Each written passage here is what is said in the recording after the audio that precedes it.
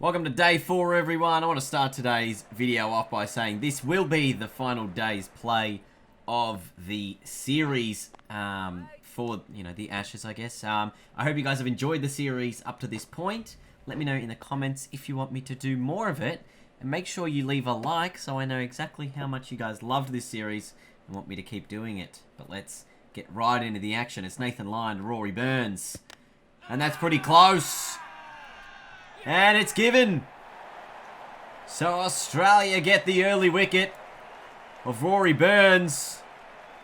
England, of course, chasing a total of about 280 today. Not going to review it. They're 3 down now for 121. And England will now have 2 men at the crease who are yet to face a ball. Of course, Jason Roy at the other end didn't face a ball late yesterday. He's faced a couple today already this morning, so there you go. But there's 2 new men in at the crease for England. Ben Stokes and Jason Roy, and now they still need a further 167 runs in order to get over the line in this match. Can they finish this series off and make it 3-2 with a win, England? Or can Australia really take it home with a 4-1 win? That's an unconvincing defensive shot from Ben Stokes, going to the rope for 4. At the end of today's video, we will, of course, have a full recap of the series, as well as naming the player of the series and going over the leading wicket takers and leading run scorers for the series. But we will get to that a little bit later on. So England, you'd still say they're probably in the stronger position here, needing a further 160 with only the 3 wickets down, and they've already pretty much got themselves to this point. The one thing probably against their favour right now is they've lost a couple of batsmen, so they don't have anyone at the crease who's been there for quite some time. It's going to be starting fresh, some new faces, but they'll look to put on a partnership. Jason Roy made a half-century in the first innings, or thereabouts, I think, but he was reasonably well with his position in the middle order. He looked quite good, and Ben Stokes, we've seen what he can do in this series. He's been quite a prolific run scorer up there in the top few for England. There's a cheeky little single here. They're going to get away with it. Inside edge onto the pad. So Australia, they're battling a little bit at the moment. They got the early wicket this morning of Rory Burns. It was Nathan Lyon who did that. He's the leading wicket taker for the series, of course. And they're just going to try and bang it into the deck here with Hazlewood to get another wicket. They'll be desperately hoping they come by it soon. It's a further 140 runs for England, and with still 7 wickets in the bank, they are in quite a strong position, but things can change quickly. The old Shane Warne mentality of adding 2 for 20 to the score would see you putting, who's really in front of the game. So if England lose 2 for 20 now, they still need a further 120 with 5 wickets in hand. So you'd still say England maybe a little bit ahead of the game, but it would put them in a much more dangerous position if they were to lose a couple of wickets quickly. Mitchell Starc now back into the attack as England bring up the 150. Edge. And out. You wouldn't believe it. This edge has gone absolutely flying, and it's been taken at third man. Third man wasn't quite on the rope. I think it's Pat Cummins down there. It is with a 1 mitt. What a catch. It absolutely flew. Almost made it all the way to the rope. He wasn't quite on the boundary. He was a little bit in. And that is the most extraordinary dismissal we've seen for the series so far. Mitch Starc getting Jason Roy out for just 9. And it brings Bairstow to the wicket. So that's what we were saying, add 2 for 20, add 2 for 20 now. England are 6 down and Australia in position A. So all of a sudden this next partnership for Stokes and Bairstow becomes critical. I mean, England, they've still got Buttler to come. He is the leading run scorer of the series so far. I think Steve Smith just there behind him as well. But Buttler done quite well. Didn't get dismissed in the first innings. Made a solid 38. Aussie's up and about here. And the wicket is taken and given. Must have been a faint tickle from Johnny Bairstow, just trying to play it over the top toward third man. And He must have got a faint feather on it, as it's through to Tim Payne. All the Aussies were up and about. And he's gone for naught. So Bairstow out for a duck. England 5 for 152. Talked about 2 for 20. How about 2 for 4 at the moment? I think England lost that one. And there's an outside edge again. Stokes is gone. A couple of balls later, Mitch Starc gets it again. He's got 2 pretty quick. All of a sudden, England have lost 3 quick-fire wickets. It's going to bring Woakes out to the middle. And they're well and truly on the defensive end now. England 6 for 156. They still need a further 130 runs in order to win this game. Chris Woakes to the middle with Jos Buttler. Very fresh batsman again, but Australia getting 3 quick wickets. Have taken a hold of this game. Starc, Lyon and Starc. They've both been very good. I think they took 7 wickets between them in the opening innings.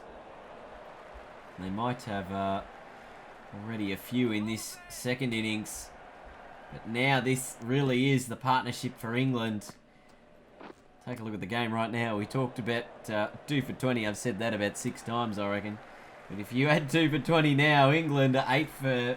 and they still need 100 runs. So Australia, well and truly, in the best position here. Jos Buttler hoping to make a stand. Even Woakes has been quite handy at the crease. Hasn't given his wicket away too easily. This one cut away by Buttler for a couple. 6 for 166. But they've got to keep building here, England. They've got to set small targets there, some free runs.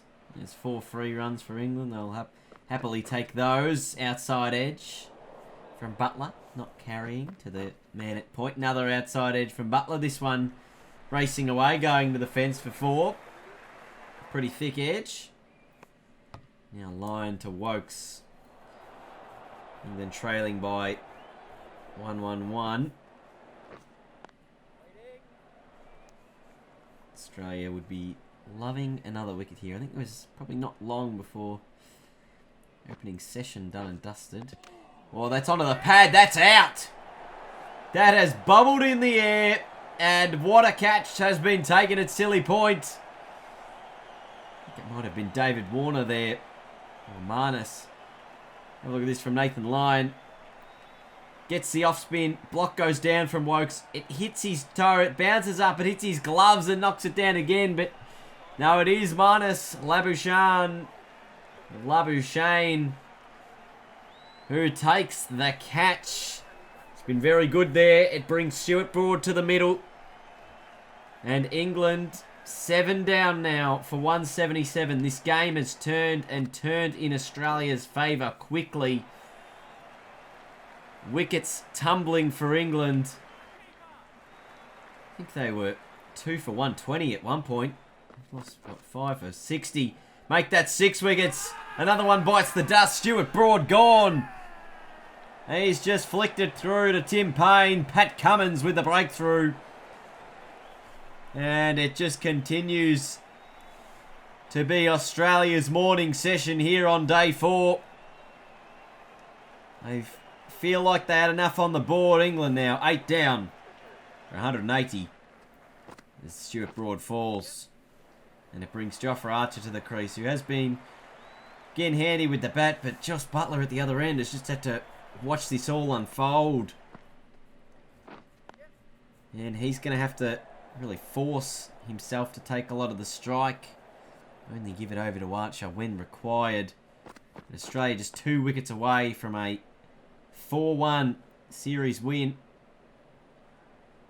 In what would be a reasonably convincing victory. A big second innings set up this target, I guess, for Australia, led by Steve Smith. And England, I mean, they're not quite out of the game yet. Still need a further 100 runs. But Australia will back themselves in to get these last 2 wickets with those 100 runs intact. Now, with it's still a long way for England to go. They've taken the single early here in the over, but they continue to bat reasonably well here. Jofra Archer's just stuck around the crease for 16 deliveries. Might be enough. That'll be 4 from Butler. Just wonder if he'll take a little bit more of an aggressive approach now. Now that, of course, he's lost a number of men around him and he's left with the tail. They've just got to chip away at this total. Get it down to 90. Then get it down to 80, 60, 70, 50. I've gone up at one point there, but they've just got to set little targets. Get themselves to those targets. Oh my God, I have the hiccups. That's the worst thing when you're trying to commentate. They've got to get the hiccups. 200 up for England, by the way. Outside edge from Butler. There's no third man. That'll be 4. We would have thought third man would be a catching position for an outside edge. Not me. Maybe if you're playing like a slice, I guess, through. I mean, off here's some more free runs for England. Target now. Just a further 75 runs away. It's still quite a distance away for England. Mitchell Starc has a couple of wickets in this innings. 2 for 53. And he's bowled quite well. Pat Cummins also has won his first wicket for the Test match. He's only he's toiled away quite well here, Cummins. This will be the last ball of the morning session. This one from Mitchell Starc. So England finished that first session. It looks like there's really only one session to go here. It will be the lunch break. Australia storming the gates today. They had England 2 down before we began the day's play. Or 3 down, I think. They've taken 5 wickets in the opening session. Nathan Lyon has 4. Mitchell Starc has 2. And Pat Cummins took 1 wicket. So I think it was... and maybe there was another one in there from someone else. But Lyon took 2 this morning. Starc 2 and Cummins obviously the other one. Labuschagne, who did take a wicket early yesterday. Only bowled the 3 overs. Or late yesterday. Only bowled the 3 overs. Got the wicket of Joe Root. He's been given the ball here after lunch. Just to try and maybe break this pair. A little bit of a switch up with the leg spin. Spinning away from the bat rather than spinning into it with what Lyon has been doing. Jos Buttler 40 at one end. Jofra Archer 12 at the other. It's a good over from Labuschagne. It's just... I think it was a maiden over. And there might be the sign of intent from Jos Buttler. After lunch, he says, I'm going to have a go here. But doesn't want to take on Labuschagne. He doesn't want to do it. Outside edge. Again, doesn't quite beat Cummins there. Sort of a wide third man. It went pretty fine of him. But they are chipping away at this total, England. They've got it down to 56. Another 20 or 30 without losing a wicket, and they'd just be well and truly in this contest. 50 up for Butler. It is all about him now. Don't worry about the bowlers. They've just got to stick in. It's Jos Buttler's game to win for England. If he's there at the end, chances are they win the game. Oh, that is a close one.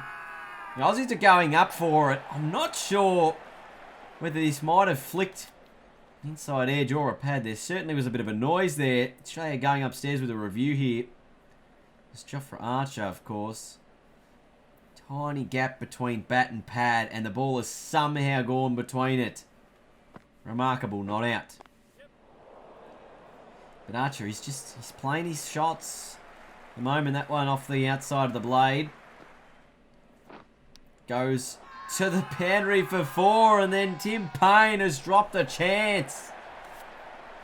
Oh, there was an edge from Archer. He took a good sharp chance of Bairstow earlier today. Drops that one. This one a chance. Warner catches. Archer goes. Australia 1 wicket away from victory. Nathan Lyon has 5. This is just another good piece of bowling. It's another in-close catch we've seen taken. An inside edge onto the pad. David Warner gets across. Takes it safely. Archer goes for 17. England 9 down. And they still need a few more runs. Jack Leach to the middle. Still need 51 runs here, England. So Leach will have to survive. He does. That first one. Butler at 50 on the other end. And he's nicked that beautifully for 4. In a 50-run partnership isn't out of the question here. Another nick. This one flying over the keeper. 4 more. So if he gets a few more of those, a little bit of luck going his way, if he can play a couple of good shots, there might be half a chance here. This match is going to look like it's going down to the wire again. This was the last match decided by 17 runs. The Australians' favour. They never really panicked in that innings, so they won't be panicking now. They'll know that they are just the wicket of Jack Leach away, really, and it does put a lot of pressure on Butler as well, needing to get these runs. He's hit that well. That's 4.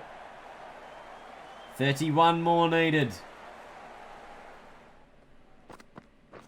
Oh, Hazelwood gets it in between. Couple balls, couple of overs till the new ball. 1 over, in fact. Jack Leach surviving a thick outside edge and getting 4 runs from it.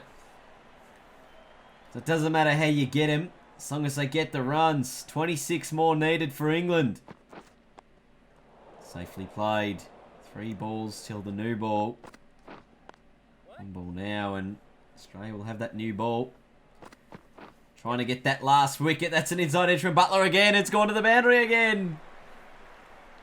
They're within 20 runs of victory now, England. They've put on this little pair. I think they put on 30 between them. Leach been at the crease. 37 balls. Butler on 74. Field spread now by Australia. They're not taking the single there. 18 more runs needed. 17 now. Side edge onto the pad. They'll take the single here. Every run is vital. We're down to 16 runs. 15 runs. Oh, very close from Stark. Now Butler. Look at the field of the Australians. They've spread it quite wide. They're happy to maybe give up the single. And now they're all moved in. They don't want to give up anything. They want to force the shot. So if you want to take us on, take us on. I'm sure Pat Cummins here will be wanting to keep Jos Buttler on strike. Won't want to give him an easy run. They want to be bowling to Jack Leach next over. And that's left by Butler. Hung out wide there. And still a further 15 runs needed for England. Stark has a full over to Leach if he can keep him on strike. And they keep that to a dot. So 7 dot balls in a row from Australia. Got Leach on strike exactly where they want him. Mitchell Stark knocked him over in the first innings. And I'm pretty sure he did in the last test match as well. England still need 15 runs. Australia 1 wicket. And he's got him! Australia with a test match. Clean bowled again. This time Leach just missed playing the line. Expecting it to swing further than it did. Australia win the series 4-1. What a remarkable performance it is. And they've won this giant block of wood instead of holding up the Ashes. I am very perplexed, but they're pretty happy about it. They've won this thing 4-1, but they've won the Ashes. Surely, yes. Mitchell Stark, the player of the game there, he took 7 wickets for the match. Lyon took 8. But Stark's little cameo in the first and second innings, 20 odd I think in both innings from Mitchell Stark was quite handy. England, they had that first innings lead. They knocked Australia over for 117 early. You thought they were well and truly in the best position. And then Australia, with their second innings, they worked themselves back into it. This was one of those changing moments there. Mitchell Stark getting that run out in that first innings for England. Almost turned the tide when he ran out Jason Roy. He was in the 40s playing well. Well, let's have a look here at the series as a whole. At Edgbaston, Australia won by 46 runs. Lords, what a test match we had. England winning by just 8 runs. Headingley, Australia got home quite comfortably, winning by 8 wickets. I think they needed to chase 15 down in the 4th innings. And even the last 2 test matches at Old Trafford, Australia winning by 18 runs, and at the Oval they won by 15 runs. So the team batting first has won 4 of the 5 test matches. Australia winning 4 of the 5 test matches. Our top run scorers for the series: Josh Buttler, 546 runs at an average of 68. Steve Smith averaging 65, made 455 runs there. And Joe Root, the English skipper, on 477. The leading wicket takers: we had Nathan Lyon, who took 33 wickets for the series. Stuart Broad, the best for England, with 21. Mitch Starc only played the 3 test matches and took 19 wickets. Cummins 18 after playing every single test match for the series. Nathan Lyon, the player of the series from our point of view. He took 33 wickets at an average of 15.9.